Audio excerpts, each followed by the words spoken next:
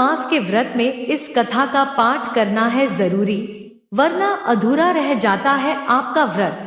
सावन मास में सोमवार का व्रत का अधिक महत्व है और इस व्रत करने से आपकी सभी मनोकामनाएं पूर्ण होती हैं और आपको अपार सुख की प्राप्ति होती है। सावन सोमवार के व्रत को करने वाले भक्तों के लिए इस कथा का पाठ करना अनिवार्य बताया गया है। मान्यता है कि सावन सोमवार के व्रत में कथा का पाठ किए बिना व्रत का पूर्ण फल नहीं प्राप्त होता है। इस कथा को संपूर्ण सुने, आधा अधूरा सुनाने से व्रत का पूरा लाभ नहीं होगा। तो आइए जय भोलेनाथ बोल के व्रत कथा का आरंभ करते हैं। मृत्युलोक में भ्रमण करने की इच्छा करके एक समय श्री भूतनाथ भगवान भोलेनाथ माता पार्वती के साथ मृत्युलोक में पधारे। भ्रमण करते करते दोनों विदर्भ देशांतर्गत अमरावती नाम की अति रमणीक नगरी में पहुंचे। अमरावती नगरी स्वर्ग के सदृश सभी प्रकार के सुखों से परिपूर्ण थी। उसमें वहां के महाराज द्वारा बनवाया हुआ अति रमणीक शिवजी का मंदिर भी था। भगवान शंकर भगवती पार्वती के साथ इस मंदिर में निवास करने लगे। एक समय माता पार्वती जी भगवान भोलेनाथ को प्रसन्न देखकर बोली, हे महाराज, आज तो हम दोनों चौसर खेलेंगे। शिवजी ने प्राण प्रिया की बात को मान लिया और चौसर खेलने लगे। उसी समय मंदिर का पुजारी ब्राह्मण मंदिर में पूजा करने आया। माता पार्वती ने पुजारी से प्रश्न किया, पुजारी जी बताओ, इस बाजी में हम दोनों में से किसी जीत होगी? ब्राह्मण बिना विचारे जल्दी से बोल उठा कि महादेव जी की जीत होगी। थोड़ी देर में बाजी समाप्त हो गई और पार्वती जी जीत हुई। पार्वती जी को बहुत गुस्सा आया और ब्राह्मण को झूठ बोलने के अपराध के कारण श्राप देने चली। भोलेनाथ ने पार्वती को बहुत समझाया, लेकिन उन्होंने ब्राह्मण को कोढ़ी होने का शाप दे दिया। कुछ समय बाद पार्वती जी के श्रापवश पुजारी के शरीर में कोढ़ पैदा हो गया। वह बहुत अधिक दुखी रहने लगा। पुजारी को कष्ट भोगते हुए जब बहुत दिन गुजर गए, तब एक दिन देवलोक की अप्सराएं शिवजी की पूजा करने के लिए उस मंदिर में पधारी। पुजारी के कोढ़ के कष्ट को देखकर उन्हें बड़ी दया आई। उन्होंने उससे रोगी होने का कारण पूछा। पुजारी ने निसंकोच सारी बातें बता दी। वे अप्सराएं बोली, हे पुजारी, अब तुम अधिक दुखी मत होना, सावन सोमवार का व्रत भक्तिभाव से करो। पुजारी ने अप्सराओं से व्रत की विधि पूछी। अप्सराओं ने बताया, सोमवार को भक्ति भाव से व्रत करो। साफ वस्त्र पहनो, संध्या व उपासना के बाद आधा सेर गेहूं का आटा लो और उसके 3 भाग कर लो। घी, गुड़, दीप, नैवेद्य, पूंगी फल, बेलपत्र, जनेऊ जोड़ा, चंदन, अक्षत पुष्पादि से प्रदोष काल में भगवान शिव की पूजा करो। उसके बाद 3 भागों में से 1 भाग शिवजी को अर्पण करो। बाकी 2 शिवजी का प्रसाद समझकर उपस्थित लोगों में बांट दो और आप भी प्रसाद समझकर खाओ। इस विधि से 16 सोमवार व्रत रखो। 17वें सोमवार को 5 सेर पवित्र गेहूं के आटे की बाटी बनाओ, उसमें घी और गुड़ मिलाकर चूरमा बनाओ। भगवान भोलेनाथ को भोग लगाकर उपस्थित भक्तों में बांट दो। इसके बाद कुटुंब सहित प्रसाद लो तो शिवजी की कृपा से उसकी सभी मनोकामनाएं पूरी हो जाती हैं। ऐसा कहकर अप्सराएं स्वर्ग को चली गई। ब्राह्मण ने यथाविधि षोडश सोमवार व्रत किया तथा भगवान शिव की कृपा से रोग से मुक्ति पाकर आनंद से रहने लगा। कुछ दिन बाद शिवजी और पार्वती जी उस मंदिर में पुनः पधारे। ब्राह्मण को निरोग देखकर पार्वती जी ने ब्राह्मण से रोग से मुक्त होने का उपाय पूछा। ब्राह्मण ने 16 सोमवार व्रत कथा सुनाई। पार्वती जी बहुत प्रसन्न हुई। ब्राह्मण से व्रत विधि पूछकर स्वयं भी व्रत करने के लिए तैयार हो गई। व्रत करने के बाद उनकी मनोकामना पूरी हुई और उनके रूठे बेटे स्वामी कार्तिकेय स्वयं माता के आज्ञाकारी हुए। कार्तिकेय जी को अपना यह विचार परिवर्तन का रहस्य जानने की इच्छा हुई। वे माता से बोले, हे माता, आपने ऐसा कौन सा उपाय किया जिससे मेरा मन आपकी ओर आकर्षित हो गया। पार्वती जी ने वही षोडश सोमवार व्रत कथा की कथा उनको सुना दी। कार्तिकेय जी कहा, इस व्रत को मैं भी करूंगा, क्योंकि मेरा प्रिय मित्र ब्राह्मण बहुत दुखी दिल से परदेश गया है। मेरी इसमें मिलने की बहुत इच्छा है। कार्तिकेय जी ने भी इस व्रत को किया और उनका प्यारा मित्र मिल गया। मित्र ने इस आकस्मिक मिलन का भेद पूछा तो कार्तिकेय जी बोले, हे मित्र, हमने तुम्हारे मिलने की इच्छा करके 16 सोमवार का व्रत किया था। अब तो ब्राह्मण मित्र को अपने विवाह की बड़ी चिंता हुई। उसने कार्तिकेय जी से व्रत की विधि पूछी और यथाविधि व्रत किया। व्रत के प्रभाव से जब वह किसी कार्य से विदेश गया तो वहां के राजा की लड़की का स्वयंवर था। राजा ने प्रण किया था कि जिस राजकुमार के गले में सब प्रकार से श्रृंगारित हथिनी माला डालेगी, मैं उसी के साथ अपनी प्यारी बेटी का विवाह कर दूंगा। शिवजी की कृपा से वह ब्राह्मण भी उस स्वयंवर को देखने की इच्छा से राज्यसभा में एक ओर जाकर बैठ गया। नियत समय पर हथिनी आई और उसने जयमाला उस ब्राह्मण के गले में डाल दी।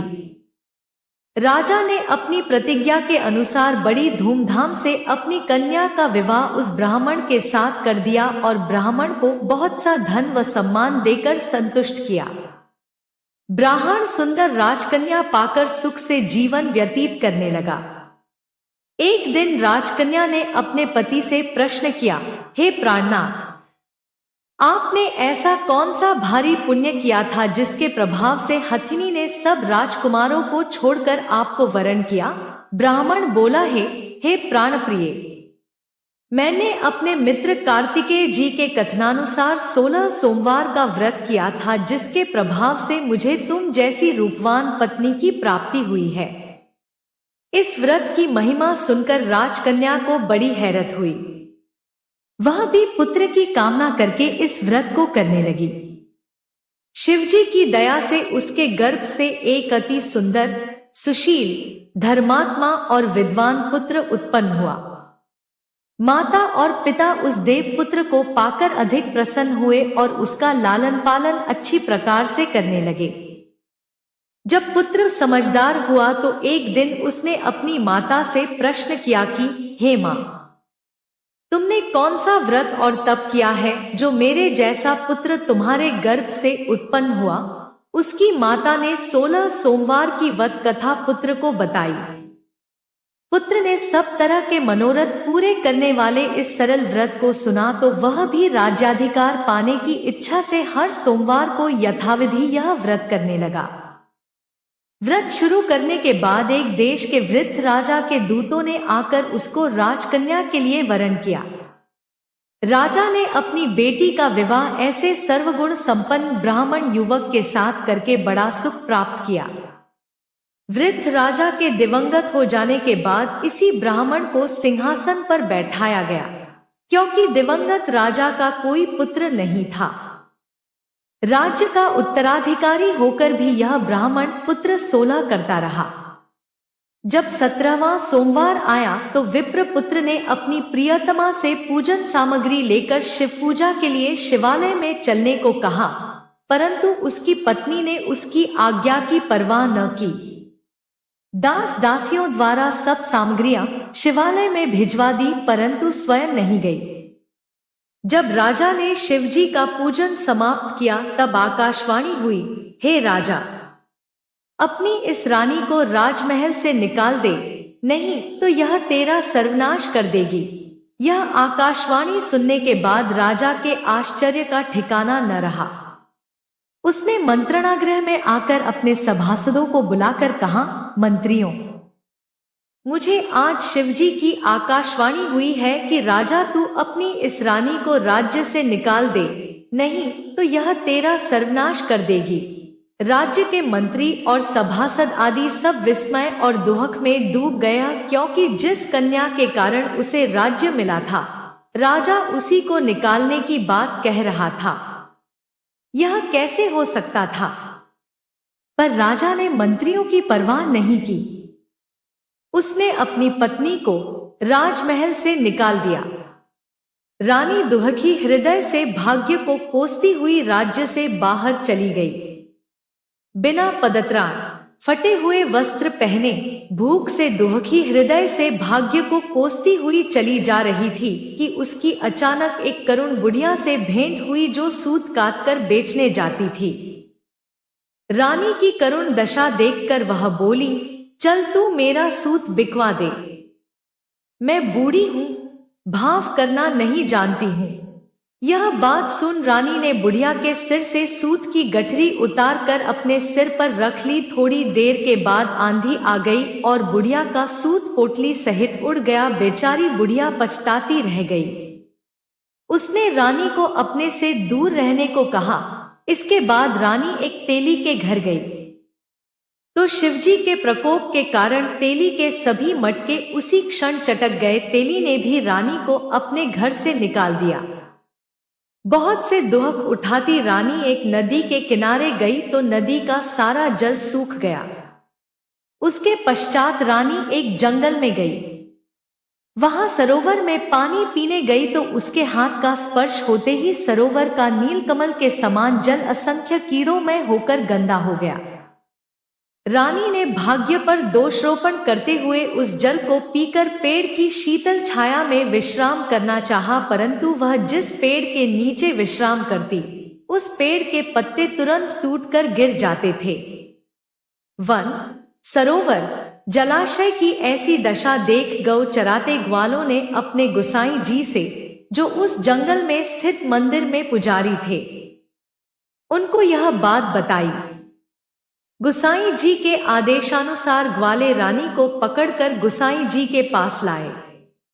रानी की मुखकांति और शरीर शोभा देख गुसाई जी जान गए कि यह अवश्य ही कोई विधि की गति की मारी कुलीन स्त्री है। पुजारी रानी से कहा, पुत्री, मैं तुमको अपनी पुत्री के समान रखूंगा। तुम मेरे आश्रम में आकर रहो। मैं तुम्हें किसी प्रकार का दुहक नहीं होने दूंगा। गुसाई जी के वचन सुनकर रानी को धीरज हुआ। वह आश्रम में रहने लगी। रानी जो भोजन बनाती उसमें कीड़े पड़ जाते, जल भर कर लाती उसमें भी कीड़े पड़ जाते। रानी की यह दशा देख गुसाई जी भी बड़े दुखी हुए और रानी से बोले, हे पुत्री, तुम्हारे ऊपर कौन से देवता का प्रकोप है जिससे तुम्हारी ऐसी हालत हुई है? पुजारी जी की बात सुनकर रानी ने शिवजी महाराज के पूजन का बहिष्कार की बात बताई तो पुजारी जी शिवजी महाराज की अनेक प्रकार से स्तुति करते हुए रानी से बोले कि पुत्री, सब मनोरथ पूरे करने वाले 16 सोमवार व्रत को करो, उसके प्रभाव से इस कष्ट से मुक्त हो सकोगी। गुसाई जी की बात मानकर रानी ने 16 सोमवार व्रत किए। 17वें सोमवार को विधि विधान सहित पूजन किया। उस पूजा के प्रभाव से राजा के हृदय में विचार आया कि रानी को गए हुए बहुत समय बीत गया, न जाने कहां कहां भटकती होगी, उसे ढूंढना चाहिए। यह सोचकर रानी को तलाश करने के लिए राजा ने चारों दिशाओं में दूत भेजे। वे दूत रानी को तलाश करते हुए गुसाई जी के आश्रम में पहुंचे। वहां रानी को पाकर उनसे रानी को अपने साथ ले जाने का आग्रह करने लगे, परंतु गुसाई जी ने मना कर दिया। दूत चुपचाप वापस लौट आए और राजा को रानी का पता बतलाया। रानी का पता पाकर राजा गुसाई जी के आश्रम में गए और उनसे कहा, महाराज, जो देवी आपके आश्रम में रहती है वह मेरी पत्नी है। शिवजी के प्रकोप के कारण मैंने उसको त्याग दिया था। अब मैं भोलेनाथ की कृपा से उसे लेने आया हूँ। कृपया मुझे अपनी पत्नी को साथ ले जाने की आज्ञा दे। यह सुनकर गोसाई जी बड़े प्रसन्न हुए। उन्होंने रानी को राजा के साथ जाने की अनुमति दे दी। राजा बड़ी प्रसन्नता से रानी को महल में लेकर आया। सारे राज्य में उत्सव मनाया गया और चारों तरफ प्रसन्नता की लहर दौड़ गई। सारी प्रजा ने अपनी रानी के आने पर खुशियां मनाई। राजा और रानी फिर नियम पूर्वक 16 सोमवार के व्रत का पालन करते हुए बहुत समय तक आनंद पूर्वक भूलोक पर निवास करते रहे। अंत समय में दोनों को मोक्ष, स्वर्ग की प्राप्ति हुई। इस प्रकार जो मनुष्य सोमवार के व्रत को श्रद्धा पूर्वक करता है, उसकी सभी मनोकामनाएं भगवान शिवजी की कृपा से पूर्ण होती हैं और उसे मोक्ष की प्राप्त होती है। बोलो भगवान भोलेनाथ की जय। तो ये थी हमारी आज की वीडियो। अगर आपको यह वीडियो अच्छी लगी तो इसे जरूर लाइक करें, चैनल को सब्सक्राइब करें, वीडियो को शेयर करें और कमेंट में जय भोलेनाथ जरूर लिखें। धन्यवाद।